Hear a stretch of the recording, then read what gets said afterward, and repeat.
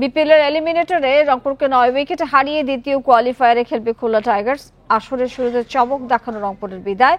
86 রানের সহজ লক্ষ্য তাড়া করতে নেমে 10 ওভার 2 বল খেলেছে খুলনা। 16 রানে 3 উইকেট নিয়ে ম্যাচ সেরা নাসুম আহমেদ। এর আগে লিগ পর্বে টানা 4 ম্যাচে হার। চাপেই ছিল রংপুর রাইডার্স। সবার আগে প্লে অফ নিশ্চিত করা রংপুরের এলিমিনেটর চ্যালেঞ্জ। টস জিতে ব্যাট করতে নেমে স্নায়ুচাপ সামলাতে পারেনি প্রথম 5 ব্যাটার। 15 রানে 5 উইকেট হারিয়ে দিশেহারা রংপুর। 4 বিদেশি নিয়ে মাঠে নামা রংপুর তখনও তাকিয়েছিল টিম ডেভিড আন্দ্রে রাসেলদের দিকে। অস্ট্রেলিয়ান ও ক্যারিবিয়ান তারকাও হতাশ করেন। দুজনেই ফেরেন 1 অঙ্কে।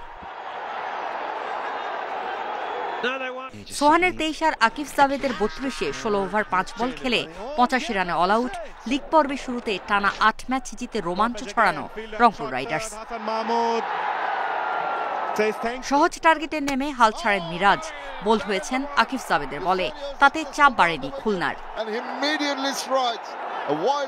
এরপর নাইম শেখ অ্যালেক্স রসের 87 রানের অবিচ্ছিন্ন জুটিতে 58 বল হাতে রেখেই দুর্দান্ত জয় খুলনা টাইগার্সের।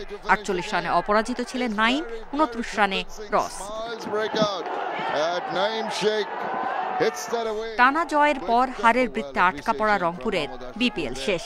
9 উইকেটের জয়ে দ্বিতীয় কোয়ালিফায়ারে নাম লেখানোর উদযাপন মিরাজ নাসুমদের। Farida Bakhtiyara, independent news.